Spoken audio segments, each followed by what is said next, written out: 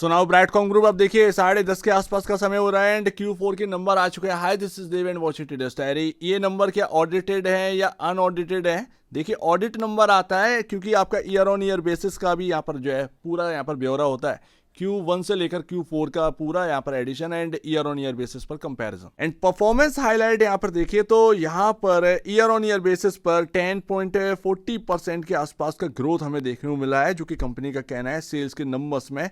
बाकी 3.4% का यहाँ पर आपके सामने जंप देखने को मिला है, कह सकते हैं ग्रोथ देखने को मिली है आपका नेट प्रॉफिट के अंदर। तो एक बात तो साफ है कि अभी जो मैंने आपके सामने परफॉर्मेंस हाईलाइट रखी है उसके हिसाब से यहाँ पर कोई भी नेगेटिव ग्रोथ हमें देखने को नहीं मिली है। ये सबसे पॉजिटिव बात है। हालात काफ़ी ख़राब है कंपनी के, जो कि हम लोग जानते हैं कि किस तरीके से मैनेजमेंट पूरा है नहीं वगैरह वगैरह, फिर भी यहाँ पर आपके सामने और हमारे सामने प्लस में ग्रोथ देखने को मिली है। हालांकि प्रॉफिट का जो ग्रोथ है वो इनफ नहीं है, ये ग्रोथ इनफ नहीं है। ईयर ऑन ईयर बेसिस पर 3.5% की ही ग्रोथ देखने को मिली है, ये काफ़ी कम है। सही मायने में आईटी के हिसाब से अगर आप देखें ये काफ़ी कम है, लेकिन माहौल आप जानते हैं कंपनी का किस तरीके से चल रहा है।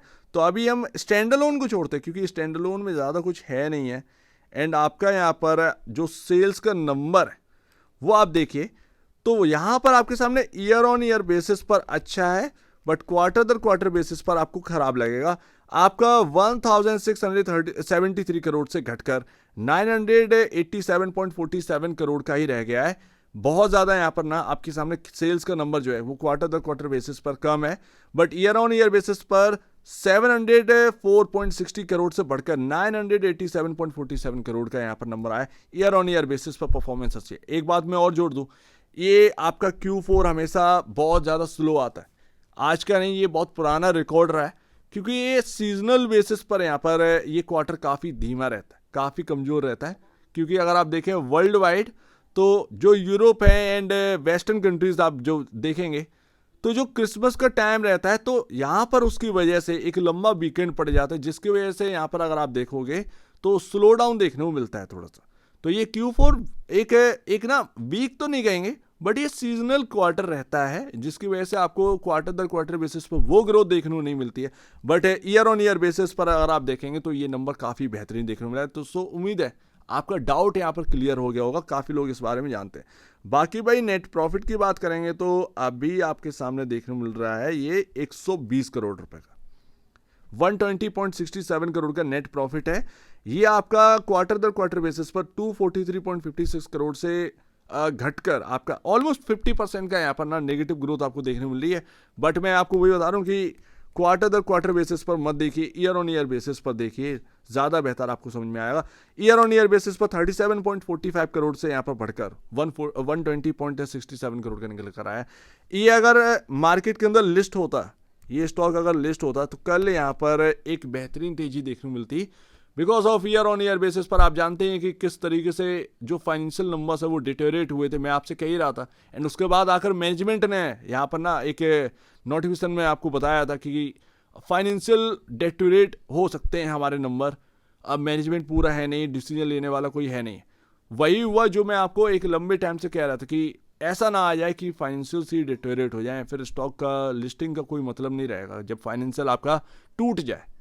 अब यहाँ पर अगर आप देखेंगे तो ईयर ऑन ईयर बेसिस पर जरा देखेंगे तो ईयर ऑन ईयर बेसिस पर नंबर काफ़ी अच्छे, 5146.65 करोड़ का यहाँ पर जो है टोटल सेल्स का नंबर निकल कर आया है 4662.25 करोड़ के अगेंस्ट। हालांकि हम जानते हैं कि किस तरीके से बहुत ज़्यादा चीज़ें जो है वो बदली हैं। ये सेल्स का नंबर काफ़ी कम है, ये सेल्स का नंबर काफ़ी कम है क्योंकि हम इससे बड़ा नंबर देख चुके हैं। खैर, लेकिन ईयर ऑन ईयर बेसिस पर हाल ठीक हुए हैं।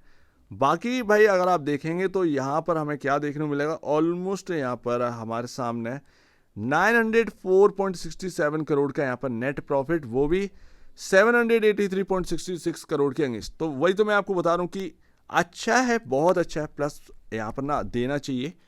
जो क्वार्टर है वो सीजनलिटी वाला है Q4, उसको ध्यान में ना रखकर आप ईयर ऑन ईयर बेसिस पर देखिए, ज़्यादा बेहतर समझ में आया। बाकी जो क्वार्टर है वो आपका क्वार्टर दर क्वार्टर बेसिस पर देख ली। वैसे यहाँ पर ना क्वार्टर दर क्वार्टर बेसिस पर नहीं देखना चाहिए क्योंकि क्वार्टर दर क्वार्टर बेसिस पर तब देखते हैं जब यहाँ पर आपके सामने बिजनेस में कोई कमी आए। कंपनी की बिजनेस में कोई उतार चढ़ाव आए तो उसकी वजह से नंबर काफ़ी टाइम से ख़राब आ रहे हो, अचानक से नंबर ख़राब आने लगे हो, तो आप यहाँ पर क्वार्टर द क्वार्टर बेसिस पर उस वक्त जज करिए कि बिजनेस सही हो रहा है या नहीं हो रहा है। But year on year basis पर तब करिए जब सब कुछ सही हो रहा है। तो वैसे तो ईयर ऑन ईयर बेसिस पर ही यहाँ पर देखना चाहिए, but quarter the quarter basis पर जो एक कट देखने को मिल रहा है वो थोड़ा सा डाउटफुल है, तो वो मैंने आपको बताया। एंड एक नंबर काफ़ी जो सॉलिड नज़र नहीं आएगा हमें और आपको, बिल्कुल भी पसंद नहीं आया, वो है ट्रेड रिसीवेबल्स। 3926.40 करोड़ का ट्रेड रिसीवेबल्स है। एंड यहाँ पर हमारे सामने ईयर ऑन ईयर बेसिस पर 3659.82 करोड़ से बढ़कर ही है। तो ट्रेड रिसीवेबल्स जो है वो एक प्रॉब्लम बनी हुई है। लेट्स सी यहाँ पर जो है क्या रहता है क्या नहीं रहता है।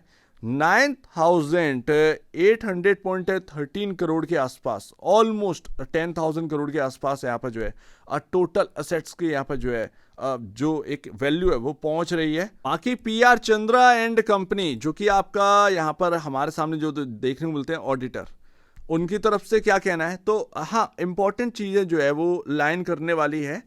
इनका जो कहना है वो वही पुरानी बात है, वुची मीडिया का जो कैंसिलेशन होना है शेयर्स का वो यहाँ पर इंपॉर्टेंट है।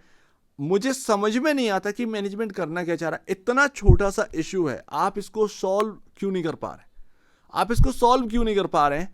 कितना टाइम लग चुका है, उम्मीद है यहाँ पर 2 साल हो चुके हैं इसको, सेबी करे तो क्या करे। इस तरीके का मैनेजमेंट अगर मिलेगा तो फिर पता नहीं बार बार वही रिपोर्ट में वही घिसी पिटी बातें, वही वुची मीडिया का यहाँ पर ना इशू आ जाना, मतलब चीज़ें रिजॉल्व होती हुई नहीं दिख रही हैं। बहुत छोटी सी चीज़ है, आप इसको सॉल्व कर सकते हैं। कितना टाइम चाहिए पता नहीं, भगवान जाने। बट क्या आप सोच रहे हैं इसका कोई रीज़न, एक वैलिड रीज़न भी अगर आ जाए तो एक बात यहाँ पर जो है क्लियर हो जानी चाहिए। कम से कम मैनेजमेंट को ये तो देखना चाहिए कि वुची मीडिया का कितना ही शेयर है आपको कैंसिल करने के लिए, छोटा सा ही अमाउंट है, उसको क्लियर करिए। कैंसिल यहाँ पर जो हुए शेयर्स उसको हटाइए, उसको रफा दफा करिए, उस इशू को सॉल्व करिए। वापस से ये चीज़ें यहाँ पर ना आपका स्टेटमेंट में या फिर आपका वगैरह वगैरह ये जो रिपोर्ट है उसके अंदर नहीं आना चाहिए। इससे आपका जो वैल्यू बननी चाहिए वो वैल्यू है ही नहीं। आज की डेट में आपका जीरो वैल्यू है। अब आप उसको जीरो रखना चाहते हैं वो आपकी अपनी मर्जी है। स्टॉक तो वैसे भी डीलिस्ट है ही, बहुत सारे लोग तो भूल भी चुके हैं, वो तो आज देख रहे होंगे जैसे तैसे, बट बहुत सारे लोग भूल भी चुके होंगे। लेकिन बहुत सारे लोग उम्मीद भी लगाए। 6.5 लाख शेयर होल्डर हैं आपके, कम से कम उसको तो ध्यान दीजिए। इस पूरा यहाँ पर ना रिपोर्ट के अंदर, ऑडिट रिपोर्ट के अंदर या ऑडिट स्टेटमेंट के अंदर आप देखेंगे तो बहुत कुछ लिखा हुआ है, जैसे कि वुची मीडिया वाला यहाँ पर कैंसिलेशन करना। दूसरा यहाँ पर ना आईटी, यानी आईटी नहीं, इंफॉर्मेशन टेक्नोलॉजी नहीं, इनकम टैक्स। इनकम टैक्स में बहुत सारी चीज़ें पेंडिंग है अभी, तो वो अभी ना सॉल्व होनी है। बट एक अच्छी बात है कि जो बैंक स्टेटमेंट है उसको वेरीफाई किया गया है ऑडिटर की तरफ से। तो जो यहाँ पर ना चीज़ें दी गई हैं बैंक की, जो भी डॉक्यूमेंट्स हैं उनको वेरीफाई किया गया है। कहीं ना कहीं ऑडिटर ने सब कुछ जांच परख के ही यहाँ पर ना ये पूरी रिपोर्ट बनाई है, तो इसका मतलब सारी चीज़ें सही होंगी।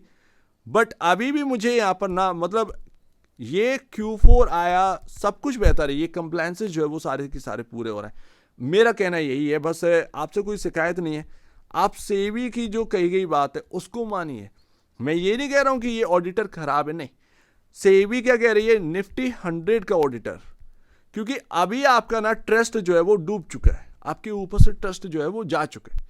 अभी उस ट्रस्ट को बिल्ड करने के लिए आपको निफ्टी 100 का ऑडिटर चाहिए, जिसने 3 साल का यहाँ पर ना किसी निफ्टी 100 का यहाँ पर कंपनी का ऑडिट किया। तो उसको अगर आप लेकर आओगे तो आपका क्रेडिबिलिटी जो है वो धीरे धीरे सही होने लगेगी। सेबी का यही कहना है, सही मायने में ये इन्वेस्टर के लिए भला है, ये आपका कंपनी के लिए भला है। आपको वैल्यू बनानी है नहीं बनानी है, सिंपल सी बात ये बताइए। तो वो चीज़ जो है ना, सेबी की जो बात है उसको अगर आप गहराई से देखेंगे तो सेबी गलत नहीं कह रहा है।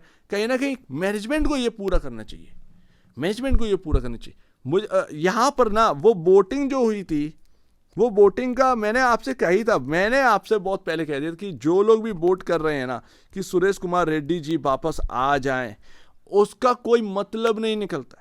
आप खुश हो गए हो कि अरे भाई वोटिंग हो रही है एंड सुरेश कुमार रेड्डी वापस आएंगे, बहुत सारे लोग कहने लगते हैं, बट वो पॉसिबल नहीं है क्योंकि सेबी ने बैन रखा है।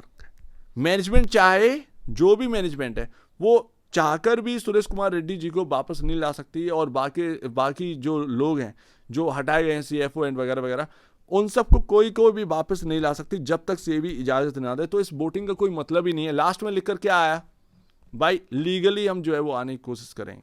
तो वही मैं आपको बता रहा हूँ कि कुछ है नहीं है उसमें। जो चीज़ निवेशकों को मांगने चाहिए वो है निफ्टी 100 का ऑडिटर लेकर आओ फटाफट भाई। निफ्टी 1000 नहीं, निफ्टी 100, सॉरी निफ्टी 100 का ऑडिटर लेकर आइए, जितनी जल्दी हो सके आप कंप्लायंसेस को पूरा करिए एंड एक नोटिफिकेशन जारी करिए कि अब तक क्या हो चुका है एंड अब कितना रह गया है। क्योंकि बहुत लंबे टाइम से इन्वेस्टर्स का अगर आप भला चाहते हैं, पेशेंस का हम जो है आपका पेशेंस को बहुत धन्यवाद करते हैं वगैरह वगैरह, उससे कुछ नहीं होगा। यहाँ पर आपको कुछ ना एक सही कदम उठाना चाहिए। एक नोटिफिकेशन जारी करिए, कितना आपका कंप्लायंसेस पूरा हो चुका है उसको दीजिए एंड कितना अब रह चुका है उसको भी बताइए। एंड उसके बाद BSE का आपका जो है दोबारा यहाँ पर रिविजिट होना है, वो कितना टाइम में होने वाला है वो ज़रा देखिए। क्योंकि अगर NSE तैयार है तो NSE ने कुछ देख लिया होगा, बट BSE को शायद कुछ समझ में नहीं आ रहा है, उसका प्रॉब्लम दूर करिए फटाफट। कितना ही देर है, स्टॉक अभी तक ओपन नहीं हुआ है, जून लगने को आ गई है, 6 महीने हो गए। हम मार्च लेकर बैठे थे कि मार्च तक ये सारी चीज़ें सॉल्व हो जाएंगी, वो 2 महीने 3 महीने और बढ़ गए। तो अभी यहाँ से और कितना टाइम बढ़ेगा पता नहीं है भाई। यहाँ पर एक क्लियर है कि तेलंगाना में जो भी चल रहा है अब वो अपने को मैटर और ज़्यादा खींचना नहीं है, फटाफट यहाँ पर ना रिजॉल्व करिए, पीछे के दरवाजे से सही आप उसको यहाँ पर क्लियर करिए। सिंपल सी बात है। इन्वेस्टर्स बहुत आस लगाए हैं, आज की बात नहीं, मैं तो कवर करना छोड़ दिया, क्योंकि उससे क्या है कि होप और बढ़ता है, होप बिल्डअप और होता है, ना चाहते हुए भी होप बिल्डअप होता है। जबकि मैं ऐसा कुछ नहीं कर रहा हूं, लेकिन अगर हम रेगुलरली उसके ऊपर बात करेंगे ना तो उससे होप बिल्डअप होगी। एंड होप बिल्डअप करना बकवास है, क्योंकि हमारे हाथ में कुछ नहीं है, मैनेजमेंट के हाथ में सब कुछ है। एंड मैनेजमेंट है यहाँ पर ना सेबी की बात बिल्कुल नहीं मान रही है। So that Telangana high court में जो भी चल रहा है भाई, जो इशू है उसको यहाँ पर साइड करिए, इतना मैटर में नहीं फंसना है। आप यहाँ पर इन्वेस्टर का भला सोचिए, आप बैकडोर से यहाँ पर ना चीज़ें सॉल्व करिए, ज़्यादा बेहतर है, उससे बढ़िया कुछ नहीं होगा। क्योंकि खींचेंगे तो और वो टाइम खींचेगा, अब मिलेगा कुछ नहीं, मिलेगा या नहीं मिलेगा पता नहीं कितने चांसेस है, बट उसके अंदर टाइम बहुत जा रहा है। एंड टाइम आपने ऑलरेडी बहुत ज़्यादा ले चुके हैं, इससे ज़्यादा आप पेशेंस से बाहर है, तो वो पूरी बात है। सो उम्मीद है काफ़ी कुछ आपको समझ में आया होगा। नंबर्स काफ़ी अच्छे हैं, लेकिन जो इश्यूज हैं उसको सॉल्व करने का नाम नहीं ले रही मैनेजमेंट। इस वजह से थोड़ा सा पेन जो है वो, थोड़ा नहीं काफ़ी कुछ पेन जो है वो आ चुका है। बयां नहीं कर सकते उस पेन को। एक एक इन्वेस्टर से अगर आप पूछेंगे तो वो बयां नहीं कर पाएगा उस पेन को, आपके ऊपर कितना भरोसा किया। एंड आप सुरेश कुमार रेड्डी जी पता नहीं कौन से ईगोइस्टिक वे में आप यहाँ पर जो है ना चीज़ें क्लियर करने की कोशिश कर रहे हैं। अब ये ऐसे नहीं होता है। आप इन्वेस्टर आपसे जुड़ा हुआ है, ठीक है ना, उसने आपका वैल्यू क्रिएट किया है। आप 6 रुपए के भाव पर आपका मार्केट कैप कितना बिकता था, 500-600 करोड़ की मार्केट कैप वाली कंपनी थी ब्रैडकॉम ग्रुप, उसको उठाकर ना आपका 20-25 हज़ार करोड़ के आसपास का मार्केट कैप पहुंचा दिया। एंड उसके बाद आपके स्टेक की वैल्यू कितनी पहुंच गई थी भाई, सीधी सी बात है, आपके स्टेक की वैल्यू पहले कितनी थी जब 500 करोड़ का मार्केट कैप था, एंड जब ये 25,000 करोड़ का मार्केट कैप हिट किया था आपकी वैल्यू 5,000 करोड़ के आसपास की पहुंच गई थी। 18% स्टेक आपके पास थी, 18% मायने रखता है। तो ये सारी चीज़ें एक इन्वेस्टर की बदौलत हुई है। कहीं ना कहीं अगर आपको इन्वेस्टर का ख्याल है जरा सा भी रत्ती भर भी, तो फिर यहाँ पर ना पुख्ता चीज़ें करिए। ये सब मन बहलाने वाली चीज़ों से बहुत सारी चीज़ें जो है समझ में आती हैं।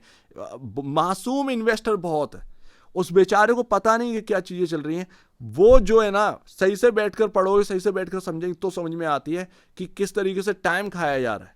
हो कुछ नहीं रहा है, टाइम खाया जा रहा है, तो वो टाइम की बर्बादी है, बस और कुछ नहीं है। तो उस टाइम की बर्बादी को रोकिए, फुल एंड फाइनल करिए इस मामले को, ज़्यादा बेहतर है। सो उम्मीद है काफ़ी कुछ आपको समझ में आया होगा। एक बार वैसे पहले अपने ब्रोकर एडवाइस से जरूर सलाह लीजिए, खुद की स्टडी करेगा, उससे बेहतर कुछ भी नहीं, खुद की स्टडी मस्ट है। तो आप दीजिए मेरा वीडियो देखेंगे, बहुत धन्यवाद दोस्तों।